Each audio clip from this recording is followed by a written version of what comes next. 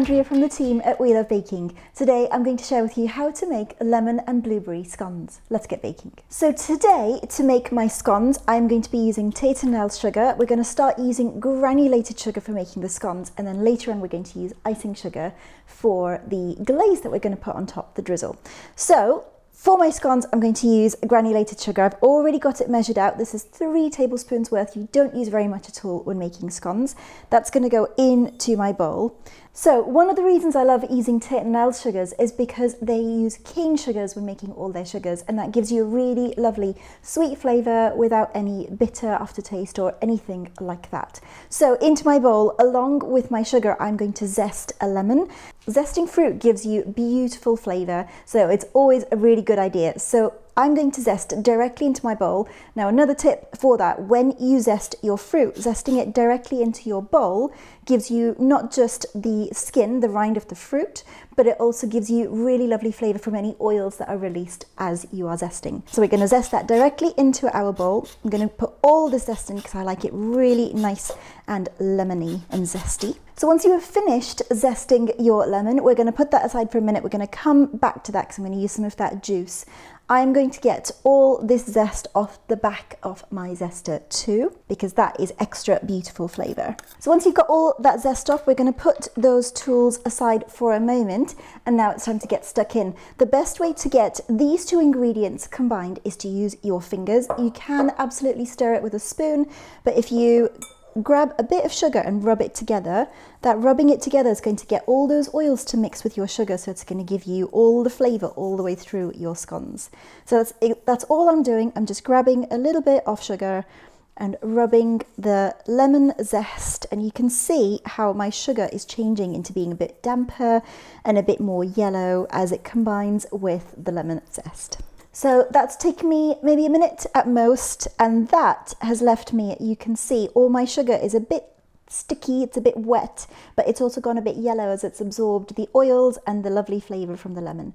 That is perfect. We can move on to our next step. Right, so into my bowl now, my next ingredients are some flour, baking powder, and finally some salt.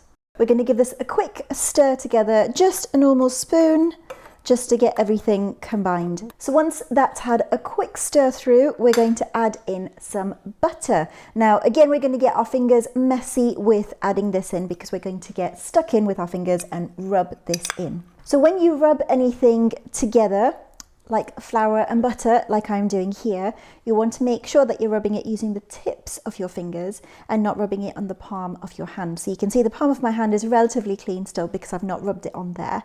Whenever you rub, you should always use the tips of your fingers, and that's going to just help everything mix together without overworking the flour and overworking the gluten, which is going to lead to tough bakes, whatever you're making. So once your mixture is combined, it should look a little bit like breadcrumbs. You can see the butter is completely combined with the flour and it's kind of sticking together a little bit.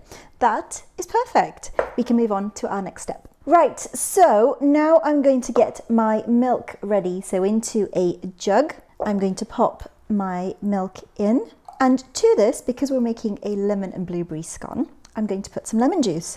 So that lemon that I zested earlier, I'm going to cut it in half and use some of that fresh lemon for the juice. That's my lemon in there. I'm just going to give it a very quick mix together.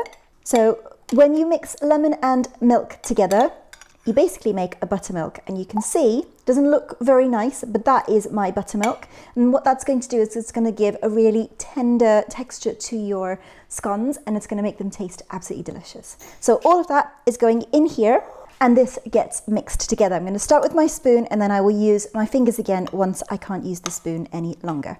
So once my mixture has mostly come together like that, you can see I'm going to switch over and use my hands just to bring the last of it together. Now, before it's fully combined, so you can see it's not quite clumping together fully as yet, it's not a dough, I'm going to add my final ingredient, which of course is blueberries. So all these are going to get put in there. Now at this point, you have to be a little bit more careful when you're mixing together because the blueberries can squish and then they'll obviously break apart in your dough. So we want to combine them roughly, and then we're just going to very gently start squeezing it together into a dough. So once your mixture has mostly come together, we're going to finish bringing it together on our work surface. So before we put the mixture on, I'm going to dust my work surface with some flour. And now I'm going to tip all my mixture onto the flour. Now I've put the flour down to stop it sticking, of course, and this is all going to come together to make our scones. Now, there are a few different ways that you can make your scones.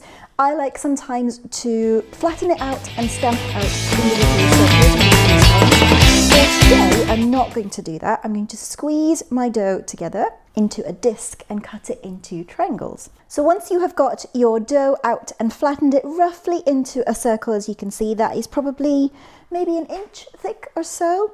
That is perfect. I have a cutter here, a pastry cutter, but you can just use a regular knife. I'm going to cut this into 8 triangles. So once you've cut all your scone pieces, we're going to grab them individually and pop them on a baking tray. Now I've got my baking tray here and I've just lined it with some parchment paper.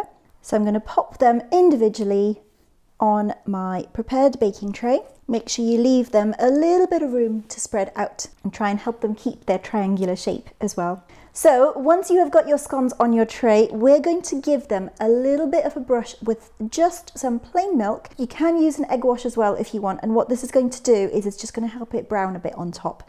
Now, little tip for you, when you brush anything with milk or egg, especially something like scones, you want to make sure that the liquid stays only on top of your scones and not drips down the side. And the reason for that is because it affects the rise of the scones. If it goes down the side, it won't rise as much and you might end up with wonky scones. So make sure you do it nice and carefully, just over the top, and it's just going to help it brown really nicely. So that is all my scones ready now. While I've been making my scones, I've had my oven preheating at 200 degrees behind me, and these are going to bake for about 15 to 20 minutes. I shall see you on the other side with baked scones. So once your scones are baked and out of the oven, it's time for a really simple glaze. All this is some icing sugar mixed with a little bit of lemon juice. Now, I like my glaze a little bit thicker, but if you want it thinner, by all means go ahead and add a little bit more lemon juice than I have here. Simply drizzle it over your scones and they are done and ready to enjoy. And there you have it, delicious lemon and blueberry scones. Hope you've enjoyed this video. Don't forget to hit like, share and subscribe, and do let us know in the comments below if you make these too. Happy baking.